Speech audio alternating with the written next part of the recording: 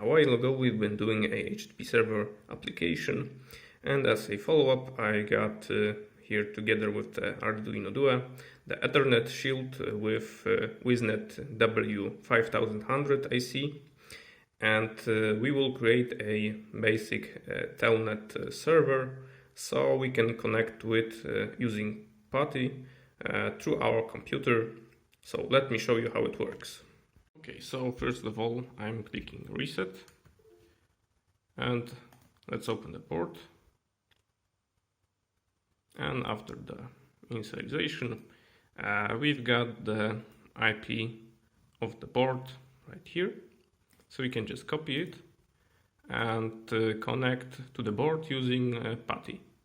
So we want to select Telnet with the port 23, and let's paste the address.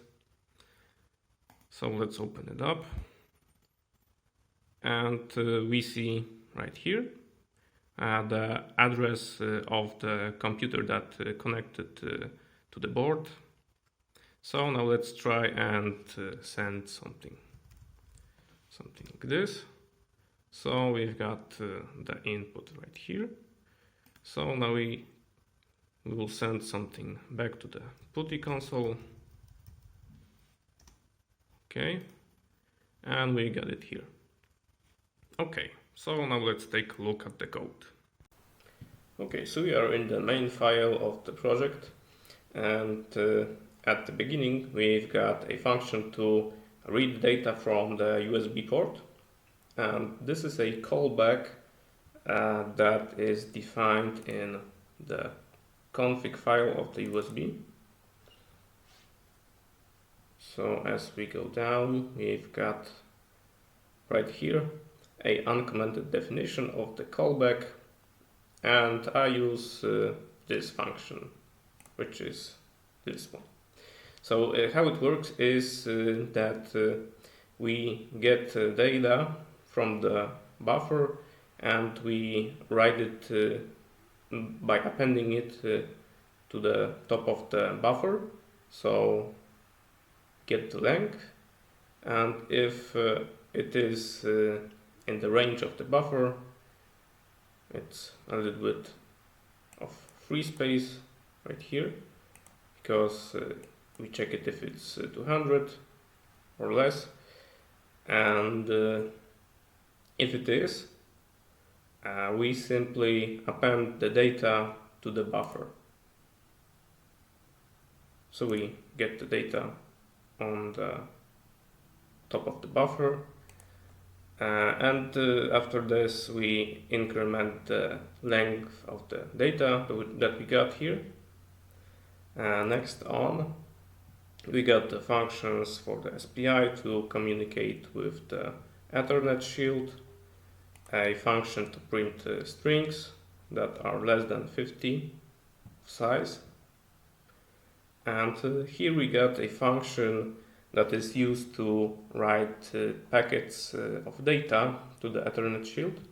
And as we see in the datasheet of the AC, we have to start each write or read operation with a opcode.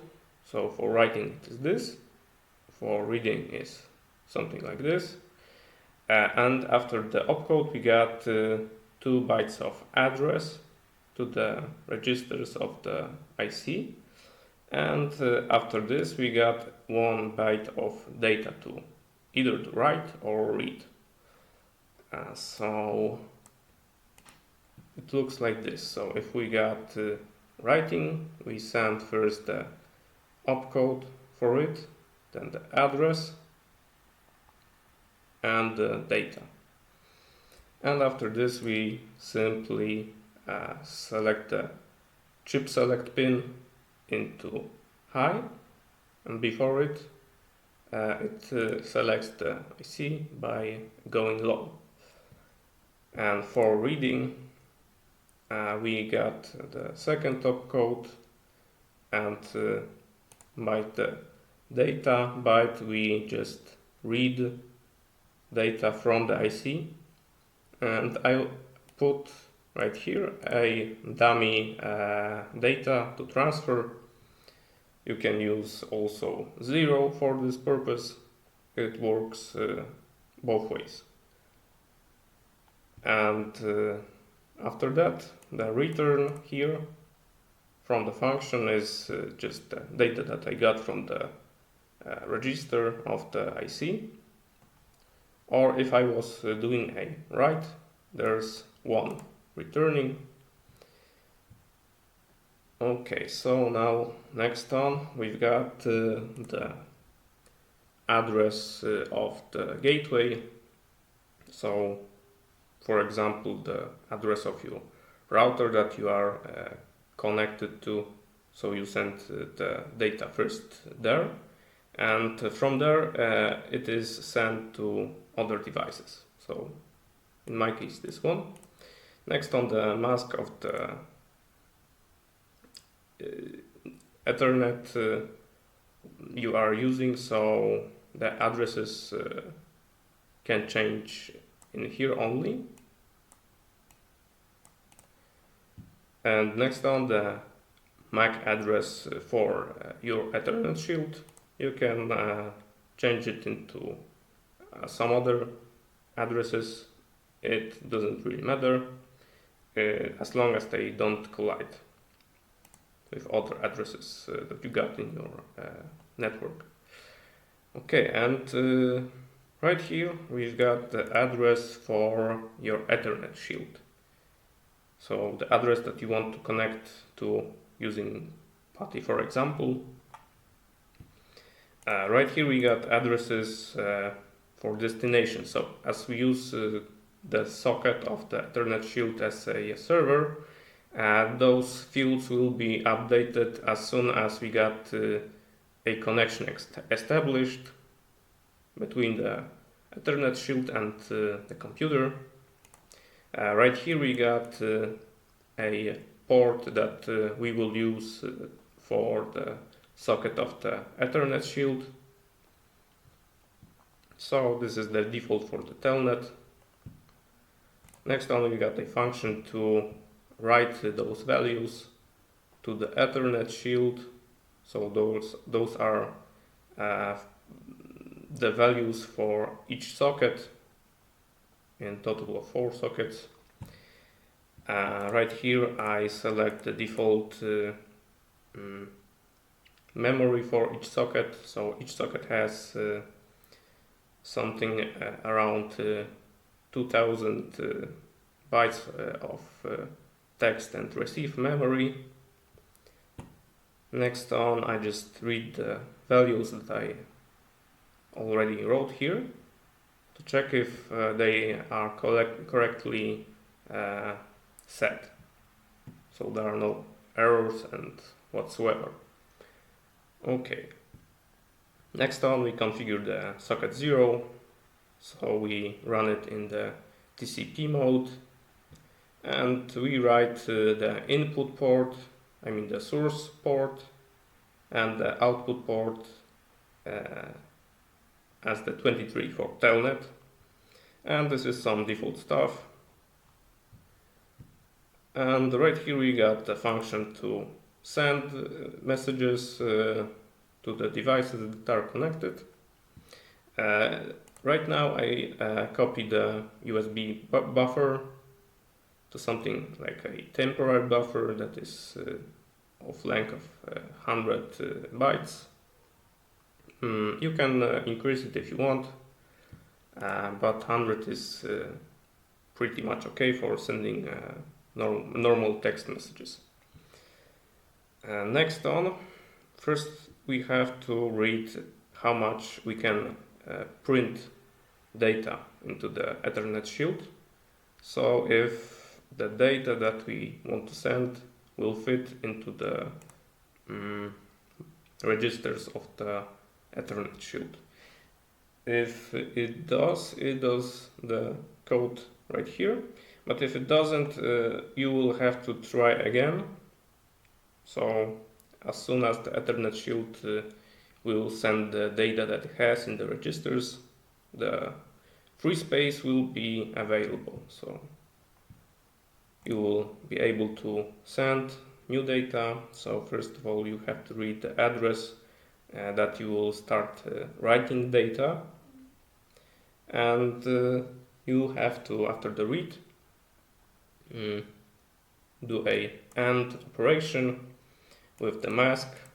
So in case of 2000 bytes of memory for the socket, the mask is this. So it corresponds to the 2000 value. To be exact, it's 2048 bytes.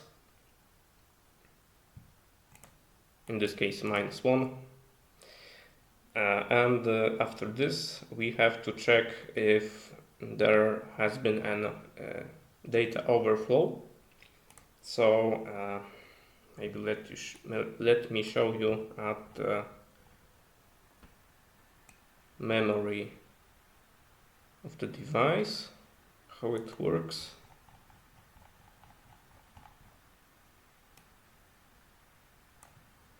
Okay, so this is our setup. So in this case, it's the text addresses.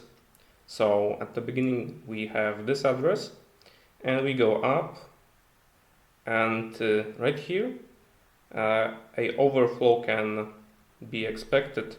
So as we got data to write right here, they will not fit here, but instead they will be written right here, so at the beginning. And we have to check for this, and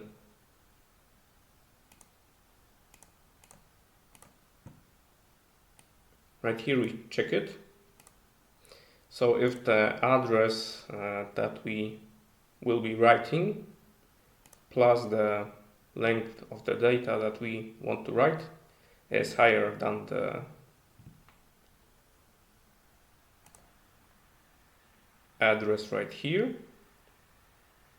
So if it is, we have to get this data from the top, first written, and then we go back to the base address right here, and we write from here to the end of the data.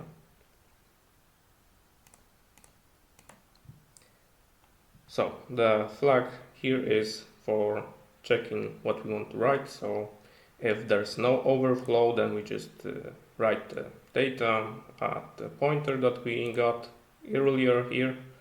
And if there was a overflow, then first we write the data from the top, and then we write the data at the bottom of the buffer, just like so. And after this, we have to increase the pointer to the data with the length of the data that we have written. So if this was something like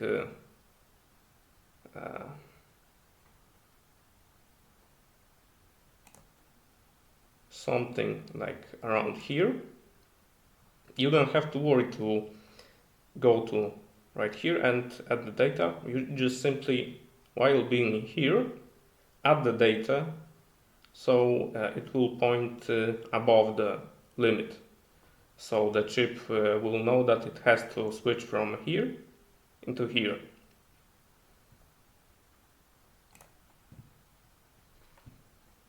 Okay, so as it is written correctly, it returns 0. If it's not, it returns 1. And we got the same thing right here for the receiving. But here we check if we got data incoming, so something in the buffer at the registers.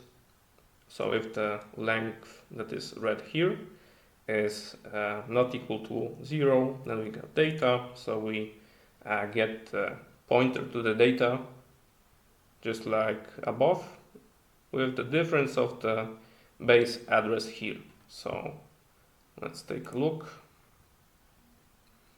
So this is our setup, and those are the addresses for the receiving. So this is the base and this is the limit. and it works exactly like in the texting. We also have to check for the overflow. And the one difference here is that we want to zero the received length in the register. So this is the difference. And the return is the length that we read. If not, it returns 0. And next on we got some basic commands for the socket 0. Only the socket 0 here is used. And right here I got a function to read and print the address of the device that is connected. So after we connect, we check what we have there, the IP address. Okay, and we are at the main function, so the basic stuff for the board. So also we use the SPI 0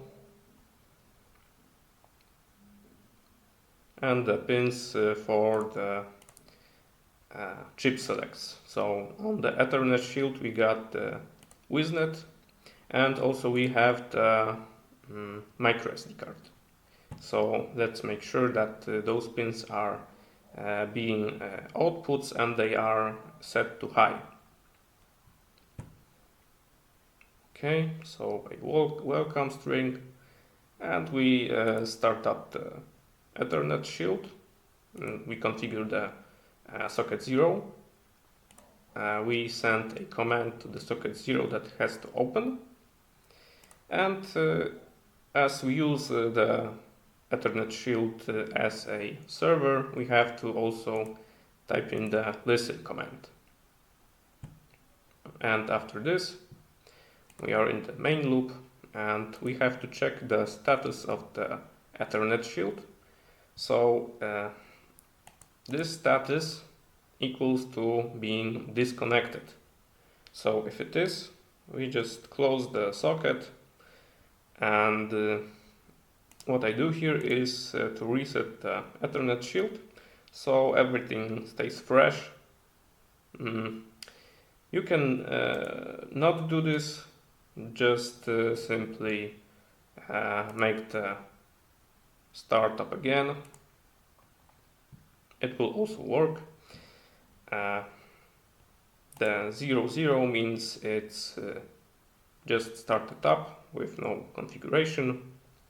So after the reset. Next on we got a state that it is open. So if it is, we can start listening as a server. So, and right here we got the status that is equal to being listening and being connected. So simply being connected.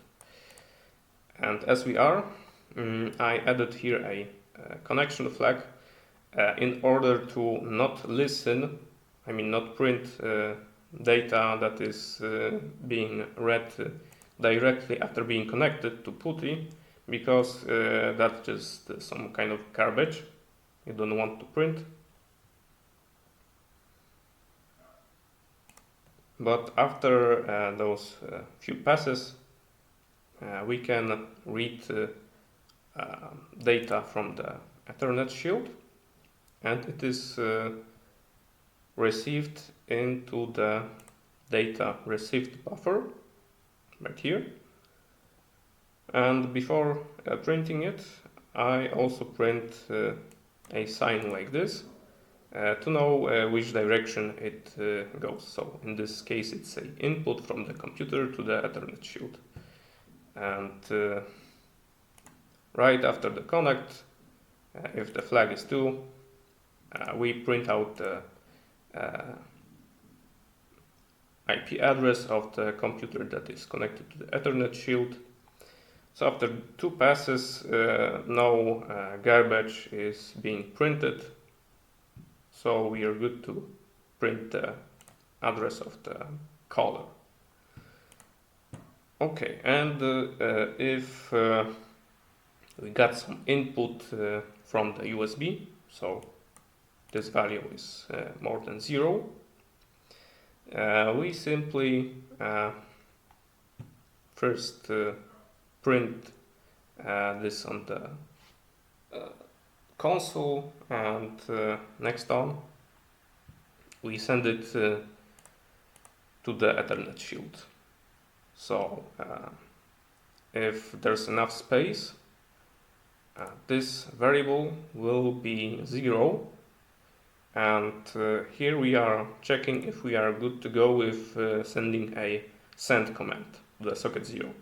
So if it is okay to write it, the data, so there's enough space, after this we just get the send command. And after each loop we toggle the 13 LED and wait 500 milliseconds. So this is how it works. Okay, so now maybe let's just reset the board and connect. Okay, so we got this address. Now let's maybe open up a new instance of putty.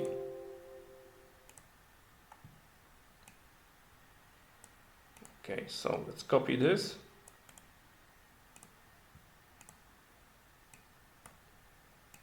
Let's select Telnet with the port 23 and let's open it up. Okay, let's type in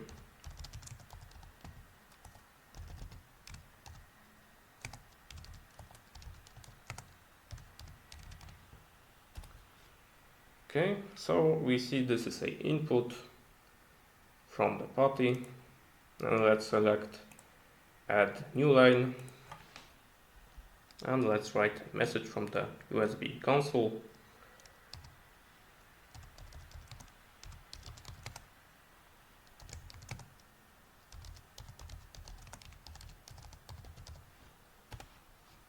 Okay, and we get it here.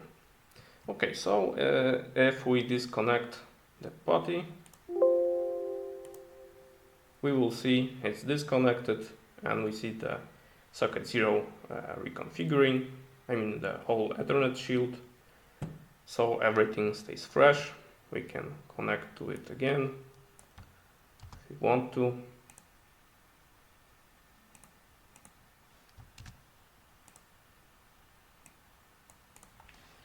And it works fine.